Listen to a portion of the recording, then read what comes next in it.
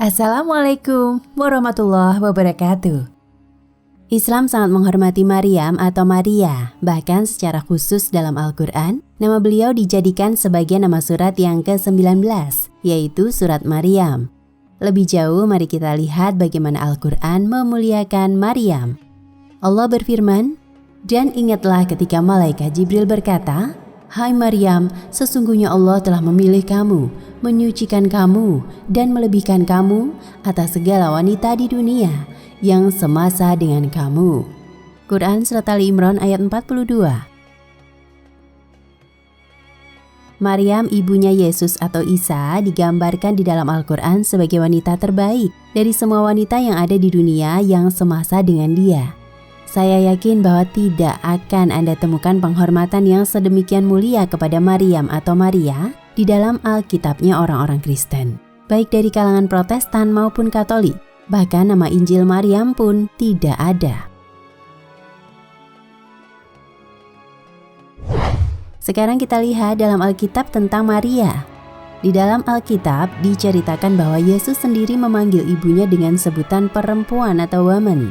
Adalah yang terdapat pada kitab Injil Yohanes pasal 2, 1-4 bahwa Yesus atau Isa bersama muridnya dan ibunya diundang ke sebuah pesta perkawinan di Kana, nama sebuah tempat. Dan para tamu undangan mengalami kekurangan minuman anggur. Lalu ibunya Yesus atau Isa mendatangi Yesus atau Isa. Sebagaimana dikisahkan dalam kitab Injil Yohanes pasal 2, ibunya Yesus atau Isa menghampiri Yesus dan berkata, "Anakku, lihatlah para tamu acara ini kekurangan minuman anggur." Sang ibu sebenarnya tahu bahwa anaknya mempunyai kekuatan misterius yang bisa memecahkan persoalan itu. Ini adalah permohonan dari sang ibu, dan Yesus selalu memberikan responnya atas permohonan tersebut, seraya berkata, "Perempuan, woman, apa yang harus saya lakukan untukmu? Saatku belum tiba." Jesus said unto her, "Woman," they say unto him, "What have I to do with thee? Mine hour is not yet come."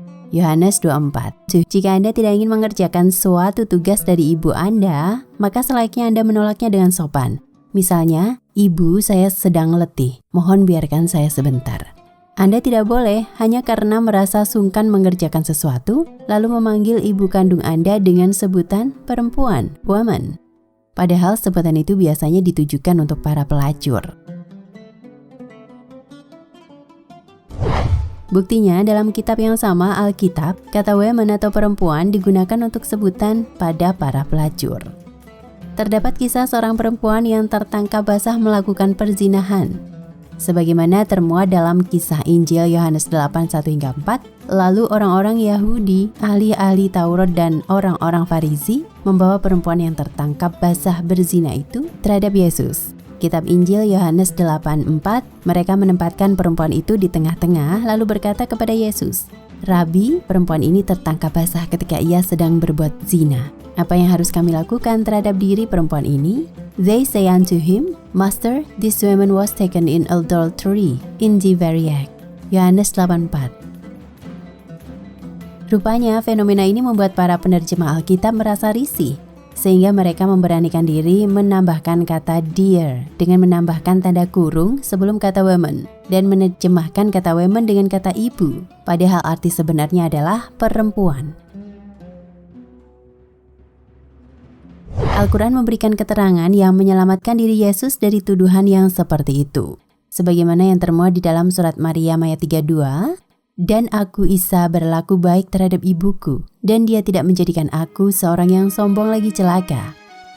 Al-Quran membebaskan Yesus atau Isa dari tuduhan yang keliru tersebut, sebagaimana yang terdapat di dalam Alkitab, dengan menyatakan bahwa ia atau Yesus tidaklah berlaku seperti itu.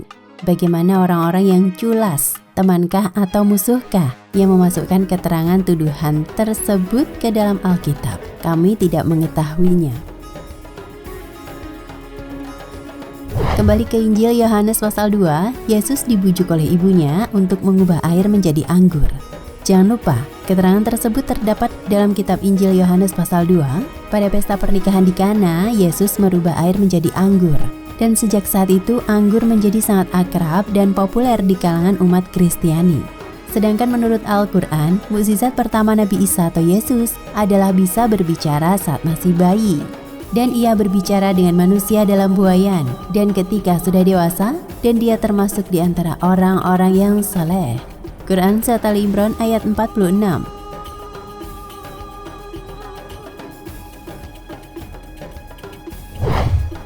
Bila Bible menerangkan mukjizat Yesus yang pertama adalah mengubah air menjadi anggur, maka menurut Al-Quran, mukjizat Yesus yang pertama adalah dapat berbicara saat masih bayi dan membela ibunya, Maryam, saat mengalami penghinaan dari kaumnya. Maka Maryam membawa anak itu kepada kaumnya dengan menggendongnya. Kaumnya berkata, "Hai Maryam, sesungguhnya kamu telah melakukan sesuatu yang amat mungkar. Hai saudara perempuan Harun, ayahmu sekali-kali bukanlah seorang yang jahat, dan ibumu sekali-kali bukanlah seorang pezina." Maka Maryam menunjuk kepada anaknya, mereka berkata, "Bagaimana kami akan berbicara dengan anak kecil yang masih dalam ayunan?" Berkata Isa, "Sesungguhnya aku ini hamba Allah. Dia memberiku Alkitab, Injil, dan dia menjadikan aku seorang nabi. Dia menjadikan aku seorang yang diberkati di mana saja aku berada. Dan dia memerintahkan kepadaku mendirikan sholat dan menunaikan zakat selama aku hidup, dan berbakti kepada ibuku. Dan dia tidak menjadikan aku seorang yang sombong lagi celaka." Quran Surat Maryam ayat 27 hingga 33.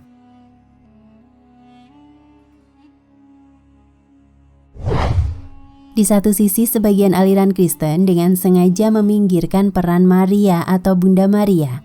Anehnya, di sisi lain, Islam justru mempunyai pandangan istimewa. Yang pertama, menurut Islam, perempuan termulia sejagat adalah Maryam atau Maria, bukan Siti Khadijah, istri pertama dan tercinta Nabi Muhammad, atau Siti Fatimah, putri satu-satunya, anak satu-satunya Nabi Muhammad yang menurunkan jutaan keturunan. Yang kedua, dalam Al-Quran, ada surat yang memakai nama perempuan. Surat ke-19 dalam Quran bernama Surat Maryam. Rasulullah SAW bersabda, "Sebaik-baik wanita di alam semesta ada 4 orang. Mereka adalah Maryam binti Imran, Asya binti Muzahim istri Fir'aun, Khadijah, dan Fatimah." Hadis riwayat Ahmad. Bahkan publik di Indonesia pernah dihebohkan oleh bunyi lafaz di kerudung Bunda Maria yang tersimpan di Museum Louvre, Prancis, yang ternyata berbunyi lafaz, "Tidak ada Tuhan selain Allah." Jika begitu, mari berpikir secara logika, kita manakah yang memuliakan Nabi Isa atau Yesus dalam kepercayaan Nasrani, dan Maryam atau Saint Mary? Kitab Al-Quran atau Bible kah? Wallahu a'lam bishawab. Nah, pemirsa Ensiklopedia Al-Fatih, sampai di sini perjumpaan kita kali ini. Semoga menginspirasi.